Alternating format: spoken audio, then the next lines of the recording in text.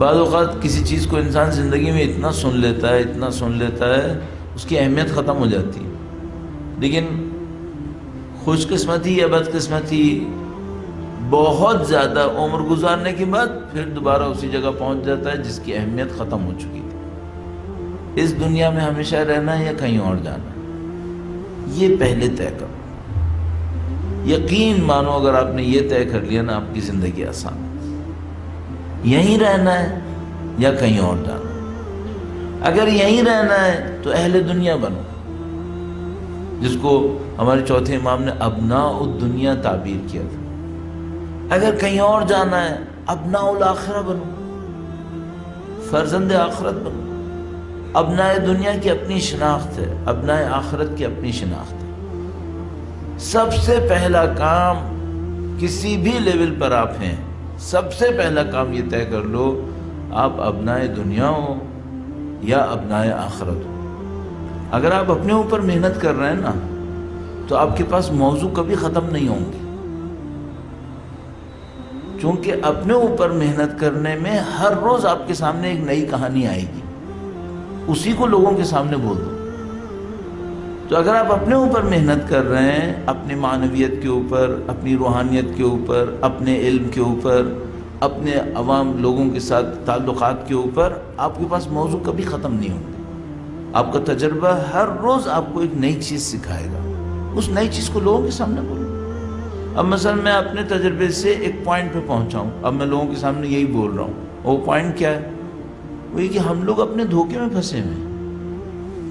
جو مجھے بہت مدت کے بعد سمجھ میں آیا وہ یہ کہ ہم لوگ اپنے ہی دھوکے میں پھنسے ہوئے ہیں۔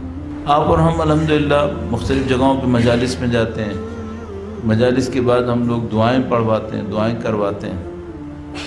یہ جو ہم دعائیں کرواتے ہیں اس میں نے بڑا عجیب پوائنٹ ایک دیکھا۔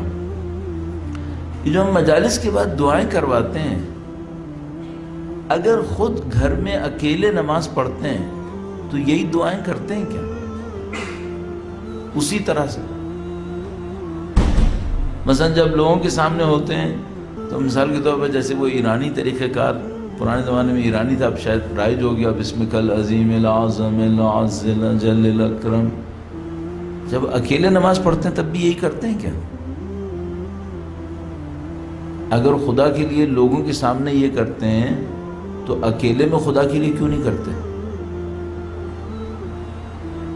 اس کا مطلب ہے یہ مصنوعی ہے، یہ ہم لوگوں کے لیے کر رہے ہیں۔ ادھر کہتے ہیں اے اللہ تجھے واسطہ قرآن و اہل بیت کا، اس کا اس کا واسطہ، اکیلے میں دیتے ہو ایسے واسطے؟ اکیلے میں کیوں نہیں کہتے؟ اکیلے میں جب نماز پڑھتے ہیں جلدی سے نماز پڑھتے ہیں، شکران للہ شکران للہ شکران للہ، معاملہ ختم۔ میں اگر خدا کے لیے تھا تو یہ بھی کرو۔ ایک بات تو یہ مجھے سمجھ میں آئی، ہم لوگ بہت ساری چیزیں پبلک کے لیے کر رہے ہیں، اللہ کے لیے نہیں کر رہے۔ ایک تو یہ بیریئر آپ کا، یہ رکاوٹ ختم ہونی چاہیے۔ اللہ کے لیے کر رہے ہو تو خود بھی تو کرو، پبلک کے سامنے ہی صرف کیوں کرتے ہو؟ دعا مانگنا تو اکیلے میں بھی اچھا ہے، پہلی بات ہوگی۔ دوسری بات یہ ہے کہ یہ جو ہم دعائیں مانگتے ہیں ان میں سے کتنی دعاؤں کے اوپر عمل کرتے ہیں، یا اندرون دل ان دعاؤں کو اپنی زندگی کا مقصد کتنی دعاؤں کو بناتے ہیں؟ اے خدایا ہمیں اہل بیت اطہار کی شفاعت نصیب فرما، یہ ہماری دعا ہے۔ اچھا، یہ ہماری زندگی کے اہداف میں شامل ہے؟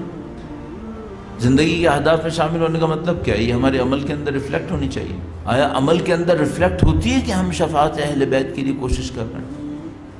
تو مجھے ایک بات سمجھ میں آئی، وہ یہ کہ ہم لوگ کہتے کچھ ہیں اندر سے کچھ اور ہیں۔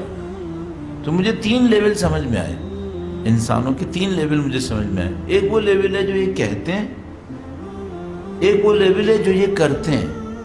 تو جو کہتے ہیں وہ کچھ اور ہوتا ہے، جو کرتے ہیں وہ کچھ اور ہوتا ہے۔ پھر ایک اور لیول بھی ہے، ایک غیر ارادی انسان جو اندر چھپا ہوا ہے، وہ ان دونوں سے مختلف ہے۔ ایک غیر ارادی انسان جو اندر چھپا ہوا ہے، اور وہ بعض اوقات کبھی کبھی اپنے آپ کو اچانک بغیر ارادے کے دکھا دیتا ہے کہ میں ہوں۔ اور انسان حیران رہ جاتا ہے، کہتے ہیں یہ کہاں سے نکل آیا میرے اندر۔ پہلی بات تو یہ کہ آپ نے کبھی دیکھا ہوگا، شاید پچھلی دفعہ جب حاضر ہوا تھا تب بھی یہ پوائنٹ عرض کیا تھا، کہ آپ خواب میں بعض اوقات کوئی ایسا کام کرتے ہیں جو آپ بیداری میں ہوتے تو نہ کرتے۔